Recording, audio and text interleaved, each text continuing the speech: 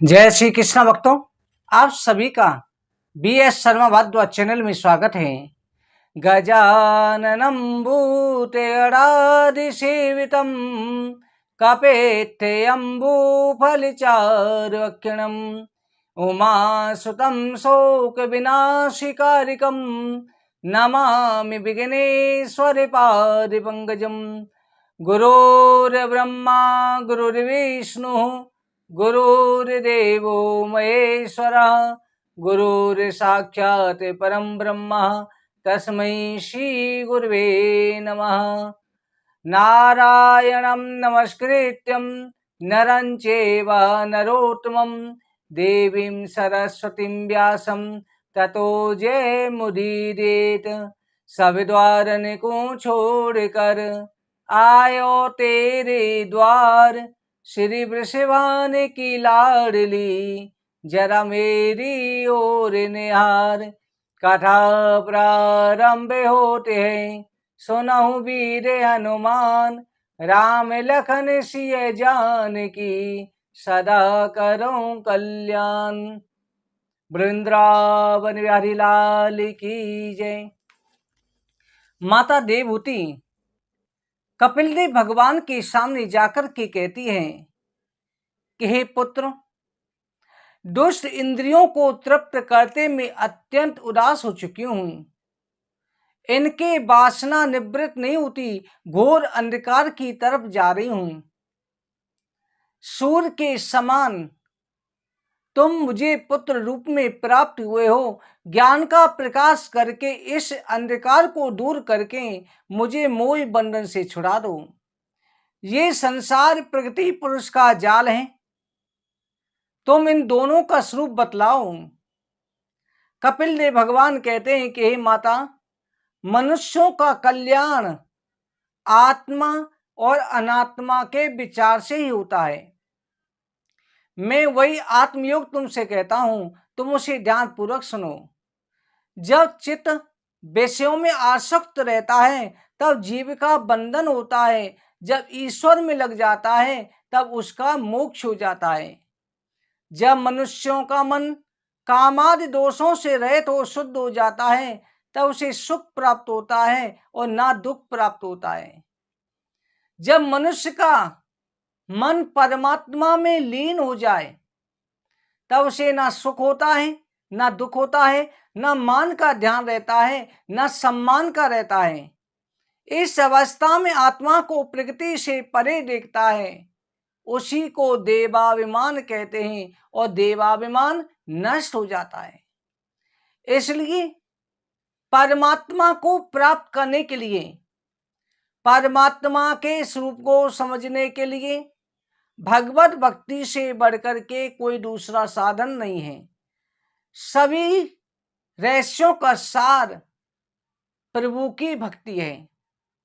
संग बंधन का हेतु है। संग के द्वारा बंधन भी होता है और संग के द्वारा मोक्ष भी प्राप्त होता है। हे माता, अगर संसार के लोगों का संग किया जाए, संसारी जीवों का संग किया जाए तो उसमें मोह होने पर बंधन हो जाता है। अगर भक्तों का संग किया जाए, संतों का संग, भक्तों का संग किया जाए, जो सच्चे संत सच्चे भक्त हैं, तो वही मोक्ष का साधन बन जाता है। इसलिए प्रथम तो भक्तों का संग करें, उनके समाज में हमारी मंगलमयी भगवान की कथाएं सुने। श्रवण से शीघ्र ही भगवान में सिद्धा रति भक्ति उत्पन्न होती है। अगर भगवान में प्रेम प्राप्त करना है तो सबसे पहले साधन है भगवान की कथा श्रवण करो, क्योंकि भगवान की कथा श्रवण करने से प्रेम बढ़ता है। जैसे आपकी कृष्ण भगवान की कथाएं आती हैं, बाल लीलाएं आती हैं, तो कितना प्रेम आता है। भगवान की कथा का श्रवण करना चाहिए।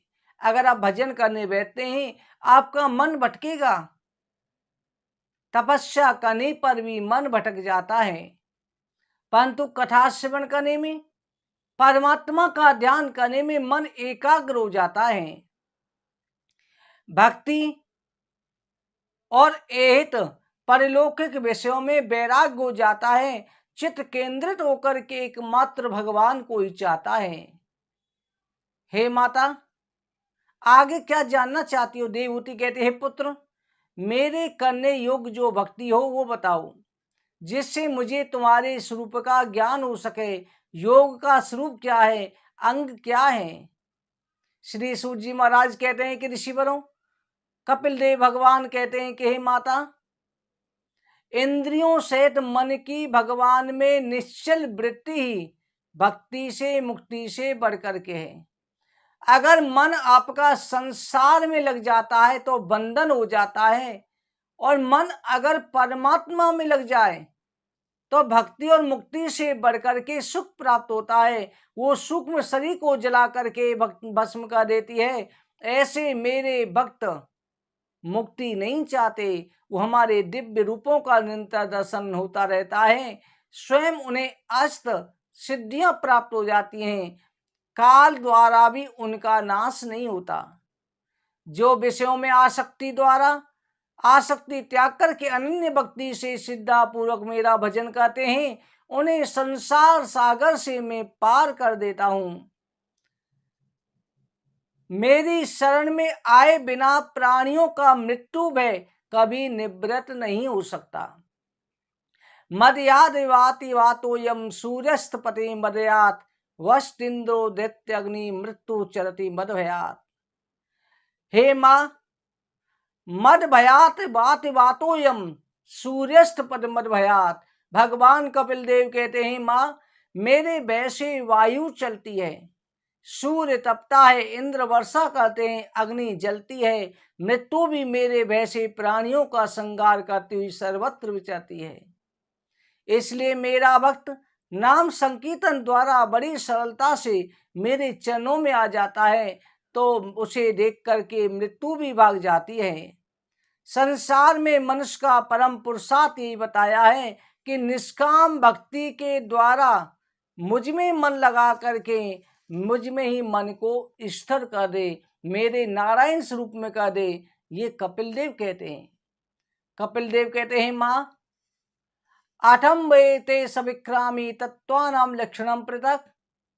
हे मां, अब मैं तुम्हें तत्वों का वर्णन करता हूं। 24 तत्व होते हैं जिन्हें जानकर के मनुष्य गुणों के बंधन से मुक्त हो जाता है। गुणों की समव्यवस्था को प्रगति कहते हैं। सृष्टि के आरंभ में काल के प्रभाव से प्रगति के गुणों का क्षोभ होता है, तभी तीनों गुण पृथक हो जाते हैं। क्षोभित प्रगति में जब भगवान अपना तेज आधार करते हैं तब मैं तत्व उत्पन्न होता है, जिनसे राजस तामस और सात्विक वेद उत्पन्न हो जाते हैं। चित्त दर्पण स्वरूप कहा जाता है, वही प्रतिबिंब गैर करता है। मन संकल्प करता है, बुद्धि निश्चय करती है और अहंकार अभिमान करता है। हे मां, तामस अहंकार से शब्द स्पर्श रूप रस गंध की उत्पत्ति होती है, जिनसे पंच महाभूत अहंकार वायु तेज जल और पृथ्वी उत्पन्न हुए। राजस अहंकार से 5 ज्ञानेन्द्रिय, श्रोतेन्द्रिय, शब्द के लिए त्वक, स्पर्श के लिए, सुगंध के लिए घ्राणेन्द्रिय, चक्षु देखने के लिए चक्षुन्द्रिय और रसपान करने के लिए जिह्वा उत्पन्न होती है। 5 कर्मेंद्रिय, वाक इंद्रिय, हाथ पैर वायु इत्यादि उत्पन्न होते हैं। इनके 5 देवता अश्विनी कुमार आदि होते हैं। हे मां, इन्हीं 24 तत्वों के द्वारा अंडे की रचना होती है। ये ब्रह्मांड रचा जाता है जिसमें 24 तत्व होते हैं, और वो 24 तत्व का ये ब्रह्मांड 50 करोड़ योजन बड़ा है। इससे 10 गुना 50 करोड़ योजन का ब्रह्मांड है, उससे 10 गुना जल है, और जल से 10 गुना तेज है, और तेज से 10 गुना वायु, वायु से 10 गुना आकाश, और आकाश से 10 गुना अहंकार, अहंकार से 10 गुना मैं तत्व होता है इस ब्रह्मांड के अंदर। और उससे 8वां आवरण जो होता है वो प्रगति होती है। ये आवरण अनंत है, प्रगति अनंत है। ऐसी विराट पुरुष को भगवान जो है संसार में सृष्टि की रचना के लिए उत्पन्न करते हैं। हे मां, शरीर में जब तक जीव रहता है प्रकृति के सुख दुखों में लिप्त रहता है, इसलिए जो भक्त होता है वो प्रकृति के गुणों में लिप्त नहीं रहता। जैसे जल में प्रतिबिंब सूर्य दिखाई देता है, कंपन आदि से लिप्त नहीं होता, वही जीव प्रकृति के द्वारा किए गए कार्यों में अहंकार से अपने को कर्ता मानता है। ये जीव जो कुछ संसार में हमारा शरीर कर्म करता है, जीव समझ बैठता है ये मैंने किया, परंतु वास्तव में कराने वाला कोई और ही है। बेबस होकर के जीव कर्मों के बंधन में बन कर के नाना प्रकार की पशु आदि योनियों में भटकता है, 84 लाख योनियों में भटकता है, कलेश का अनुभव करता है, परंतु मोक्ष का साधन नहीं बनाता। अनेक बार गर्भ में आता है जाता है, पर यह नहीं सोचता कि मुझे मनुष्य जन्म किस लिए मिला है। सोचता है कि ये खाने पीने भोग विलास के लिए मिला है, परंतु मोक्ष के लिए उपाय नहीं करता। सुख दुख कुछ भी संसारी जीवों उनमें निवृत्त हो जाता है। इसलिए अगर परमात्मा का ध्यान करे तो संसार के सुख दुख से निवृत्त हो जाता है। इसलिए साधक विषयों में आसक्ति में चित्त को धीरे धीरे हटाने की कोशिश करे। माता देवहूति से भगवान कपिल देव कहते हैं, मां, एक साथ किसी भी जीव का मन परमात्मा में नहीं लग सकता। परमात्मा में मन को लगाने के लिए जीव को धीरे धीरे आदत डालनी चाहिए। किस प्रकार से आदत डालें? सबसे पहले तो एकांत में बैठ करके भगवान के दर्शन करता रहें, भगवान को निहारें, भगवान की तरफ मन को लगाएं, फिर कुछ बातों का ध्यान रखें, यम नियम का साधन करें। प्रातः स्नान करना, सूर्योदय से पहले जागना, स्नान करना, अपने पूजा पाठ करनी, इन नियमों को करें। किसी से द्वेष ना करे, कम बोले, कम भोजन करे, थोड़ा बोलना, जरूरत के समय बोलना और थोड़ा कम ही खाना, ये नहीं पेट भर के ज्यादा खा लो। प्राणियों में समदृष्टि रखे, अपना पराया भेदभाव नहीं करे, एकांत में निवास करे, देव इच्छा से जो कुछ मिल जाता है उसी में संतोष करे, देह स्त्री पुत्र में मोह को कम रखे। प्रकृति पुरुष का परस्पर त्याग किए बिना मुक्ति नहीं हो सकती। इस तरह से प्रकृति और पुरुष का विचार करे, संसार से धीरे धीरे मन को हटाए तो एक दिन परमात्मा में मन लीन हो जाता है। इसी तरह से ये रस रक्त मांस मेदा मज्जा अस्थि शुक्र 7 धातुओं, इनसे शरीर रचा गया है। अविद्या ने मुझको कैद रख रखा है, इसको रख छोड़ा है, ऐसा विचार करके भगवान से प्रार्थना करें। जीव को चाहिए कि नित्य प्रति परमात्मा से प्रार्थना करें कि हे नारायण, मैं आपका ही अंश हूं, संकल्प से इसमें जन्म मरण के चक्र में फंस गया हूं, बहुत दिनों से आपका साथ छूट गया है, मैं और आप मित्र थे, परंतु मैं आपका अंश, आपसे दूर हो गया हूं, आपका पुत्र हूं। हे नारायण, अब आपका वियोग सहा नहीं जाता, मेरे अपराध को क्षमा करो, ऐसी प्रार्थना करें। जैसे आप अपने माता पिता से या अपने प्रिय संबंधी से दूर हो जाते हैं, आप अपने प्रेमी से दूर हो जाते हैं, दूर रहते हैं, अगर आपको अलग कर दिया जाए तो आपको कितनी तड़फन होगी। आप उनके बिना रह नहीं पाएंगे, रोएंगे रोजाना, उनकी याद करेंगे। संसार के जो एक रिश्ते हैं, संसार के रिश्तों के लिए आप इस प्रकार से रोते हैं, बिलखते हैं, याद करते हैं, तड़पते हैं,